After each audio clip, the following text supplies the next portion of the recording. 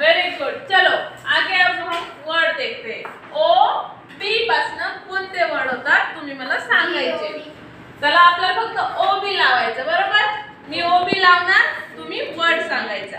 चला बी ओ बी ball, C O बी जी O B आता आपण हे जे वर्ड बनवतोय प्रत्येक वर्ड मीनिंगफुल असेल असं नाही, आपण रीडिंग शिकतोय, ठीक आहे? कसं वाचायचं ते। रोहन बाहेर नाही बघायचं, इकडे बघायचं। H O B I O B M O B good. OD पासून काय बनवता येईल बघा बरं? M G O D god M O D आणखी सांगा O D hot L O D काय होणार? फॉड। अजून सांगा ऑन वरून सांगा आता। ठीक आहे बी ओ एन बॉन। आणखी O B Bob C O B O B H O B I O B M O B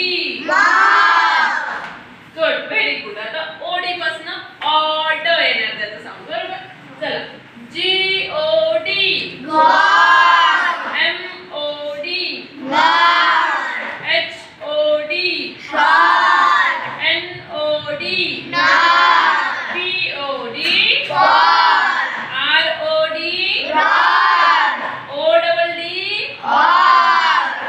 S O D अरे वा खूप छान। B O N D O N N O N O P बनणार, तर त्याचं sound काय होणार? ऑ। चला P O P C O P आणि याचं जर साऊंड म्हणायचं म्हटलं तर कसं म्हणणार आपण? ब अ प व ग अ प व।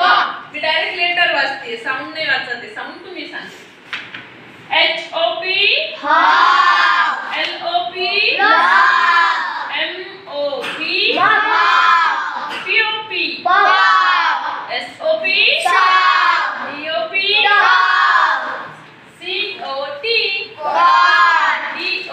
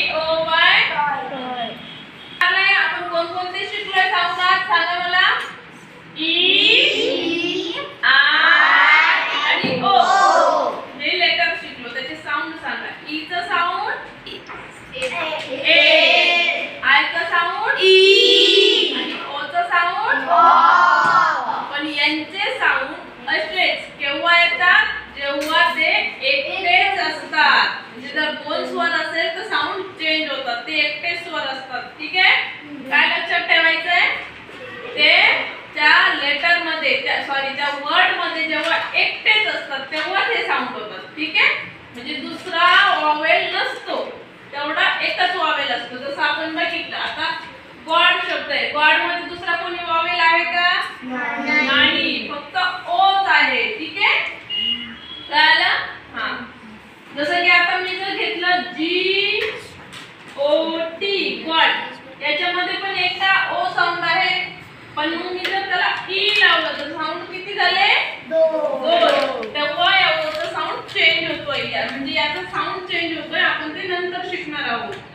आता फक्त एकच लक्षात ठेवायचं, एक साऊंड असतं. ठीक आहे, ठीक आहे, करा बंद बघा.